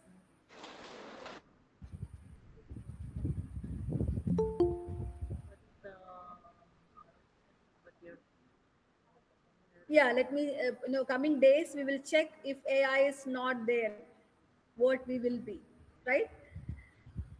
So one more thing is, what is responsible AI? It refers to the development and use of artificial intelligence systems that are fair, transparent, accountable, safe, secure, privacy preserving, and human centered. So make it sure that when we use AI, is it, giving you the confirmation on all these things? Is it fair? Is it transparent? Why it matters? Because that will build the trust in AI systems and promote ethical decision making and ensures compliance and regulations and reduces the risk too. And there are certain challenges. I'm not telling you AI is everything, AI is God, and without AI we cannot live. This is not what I'm saying. There are certain challenges or disadvantages too, like bias and discrimination, job displacement, privacy and security concerns, lack of human judgment, right? Whether that's why, a system, while you're sitting in front of a system, or you're using AI tool, it will ask you whether you're a male or a female, right? No, this is it, they are checking it, judgment is there, so that they will fine tune the answers in such a way that it should be answered to a male or a female. Then dependence on the technology, misinformation, hallucinations. We believe that whatever is given by chat gpt or Gemini or Copilot is correct. No, it may not be, but hallucinations happens occasionally. And high implementation costs, then ethical and legal challenges, etc. All these are some challenges which I think these are some disadvantages too. So I'm coming to the concluding part of it. So this is actually, can you read this? A century ago, E.M. Foster, he has written, fiction, science fiction. Its name is The Machine Stops. What happened is, in this is while you're going through this particular fiction, it's actually happened written in the year 1909. I have shown you the first slide, like the AI started in the year 1950. But what I'm saying is 1926, 1950, like that. But if this happened, this particular science fiction has been written by Foster in the year 1909.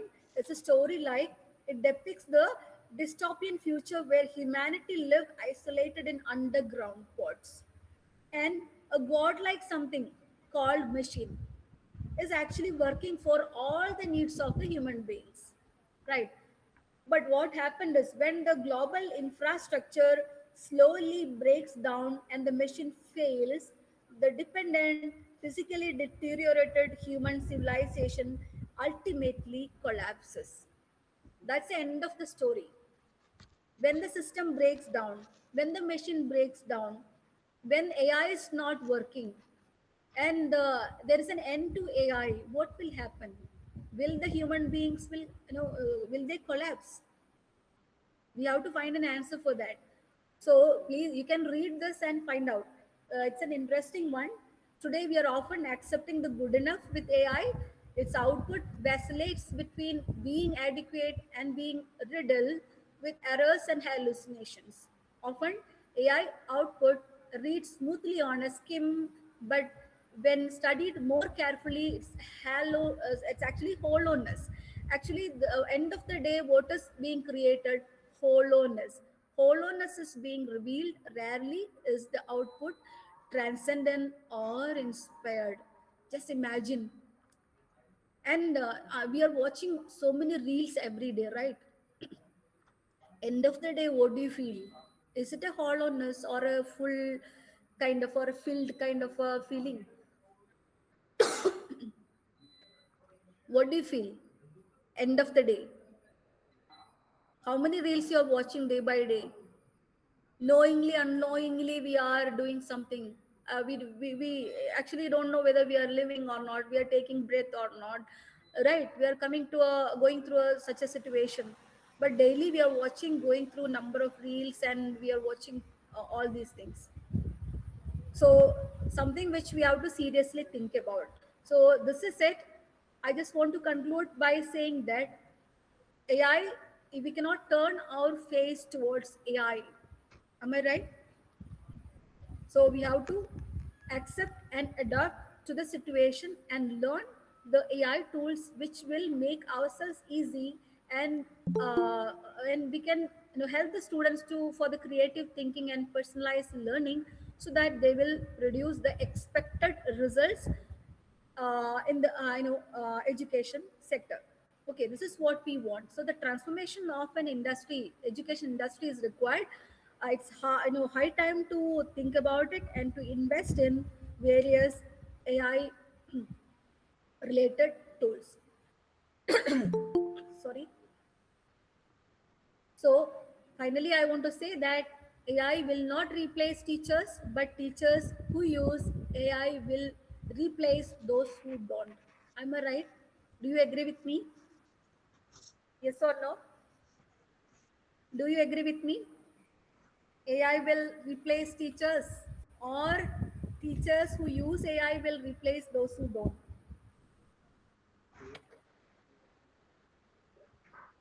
Yes. Thank you, Miss Prithvi. Preeti ma'am. Yes, yes, we will be replaced. So that is a thing. And I'm telling you that you have to use AI now, but tomorrow I'll say something else. But being a teacher, being a trainer, this is what I have to tell you. And then in the coming days, we will be giving you a few sessions. Tomorrow we'll have a session by one faculty, Jisha ma'am. She'll be hand holding you to go through various tools, one or two tools. You'll get some personalized learning about it, and then after that, the third day, I'll be speaking about the reimagining pedagogy, where AI integration in teaching and next gen assessment. What are the tools? We will go through the tools and some new ways of learning. It's not a theory, but some practical kind of learning we will do here. And then after that, the research, another area where you need to incorporate the AI tools, take the help of AI tools for bringing highly effective or high impact research papers. And it will be given by one of my friends, Faris. And then last day also in the classroom, what you can do, that also will be discussed by Mr. Faris. So the coming days, this is only foundation, so that's why we have used certain theory part, then some research part, etc., and what the global educational institutions are thinking about. So that's what I have discussed here. Say one more example is the lovely university, all of you are familiar with. They are pioneers in AI implementation, AI integration in the teaching, learning, and assessment. So they are successful in utilizing and implementing the AI tools in the institution and the various departments.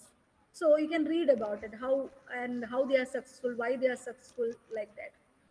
So the coming days will be exposed to a number of important AI tools which can be used for teaching and which can be used for assessment and for research and in the classrooms, and how can you become a smart teacher. So that is what required. It's not a traditional way of teaching required. We need a smart teacher.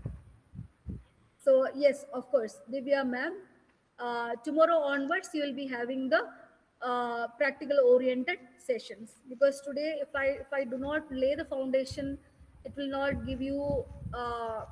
There are at least few who may not be aware of the basics. Why we are learning this? So the purpose of the FDP should be clear, made clear to all of you. This is it, and most of you may be aware of most of the tools, so you can just discuss, and then we will come up with more and more interesting and more impactful kind of AI tools. So tomorrow onwards we'll be giving you all the tools, idea about all the tools, how it can be used and when it can be used, etc., in a practical oriented session. So thank you from my end. If you have any doubts, you can ask one or two questions. I'll be happy to answer you.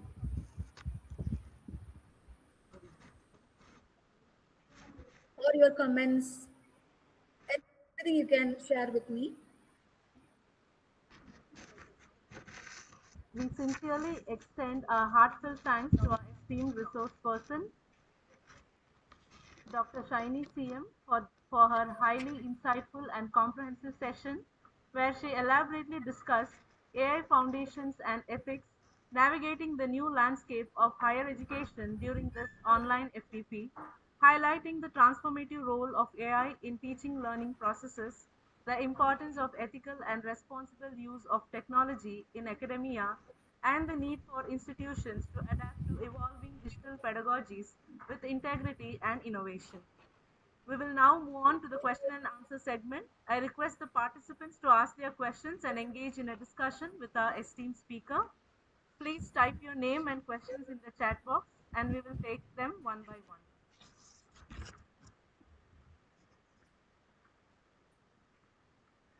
Before we get the questions from the participants, one of our participants from St. Joseph's College, that is Ms. Meera, has a question.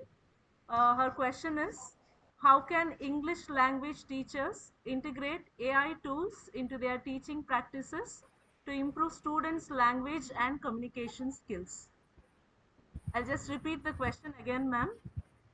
How can English language Okay, teachers... I understood. I Okay. understood. Uh, it's not an English teacher or a maths teacher or any subject. Uh, on third day, I'll be showing you the uh, the presentation on it. How can it be done? How can you go for the teaching learning, and how can you go for the assessment, etc. in my third session. Okay, so that kind of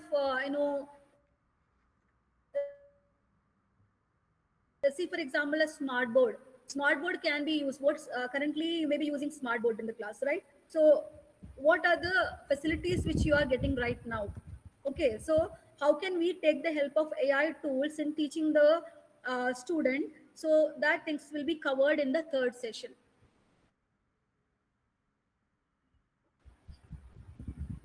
Is it okay?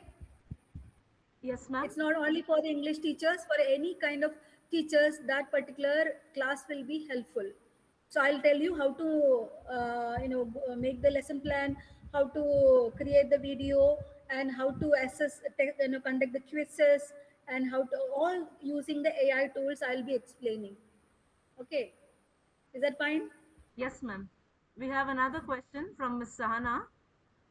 Which AI tools are most useful and effective for teaching at the undergraduate level? Which AI tools are most useful and effective for teaching at the undergraduate level?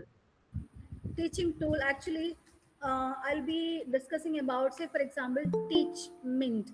Have you heard about it? AI, it's an AI incorporated smart board system where you there are so many tools like Chat GPT, Notebook LM, for example, then Claude, okay, CLAUD, Claude, then even the Gemini, all these things we are using now. But using the Teachment, I'll tell you how to do all these things.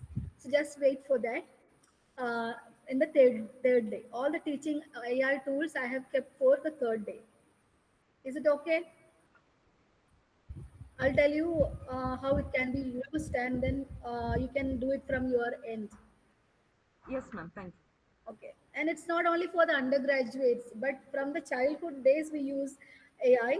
And for, see, I'm teaching for MBA, but it is highly useful in, I am using AI maybe for creating quizzes, Kahoot, for example, Kahoot, Socrates, for example. So all these things I use for, setting some quizzes for the students, and how to create a video. So by typing the video, say for example, Heijen, Heijen, all of you may be familiar with. So in the Heijen, if you give a particular paragraph, and if you're asking it to Heijen to create a video of that particular paragraph, it will create it. Okay, or you can give a single line and then tell it to create a video. It's possible. So ads can be created. So there are so many possibilities by using this particular tool, Hagen, then Teachman, etc. So I'll show you how it is being made, and I have kept all the videos for you. Be ready for the next coming days. Okay. Yes. Okay, ma'am. Thank you for sharing your valuable expertise and making this session highly insightful for all of us, ma'am. We are deeply grateful for your time and contribution. I also thank the audience for their active participation.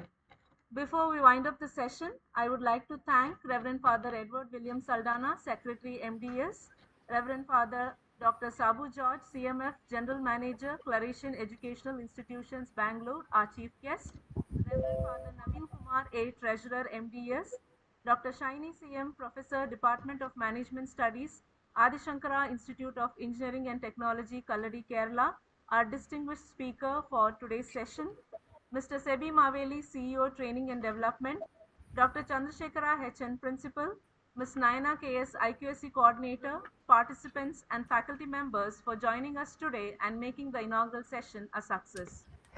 I request the participants to kindly fill the feedback form without fail as it is vital for certificate distribution. The link is posted in the chat box.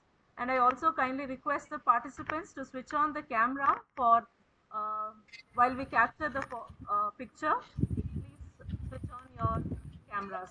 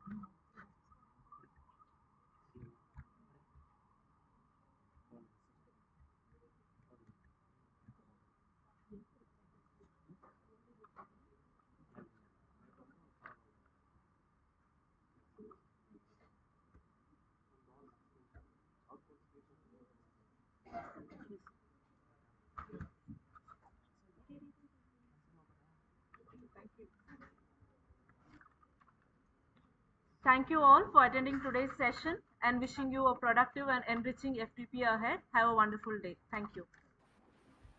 Thank you.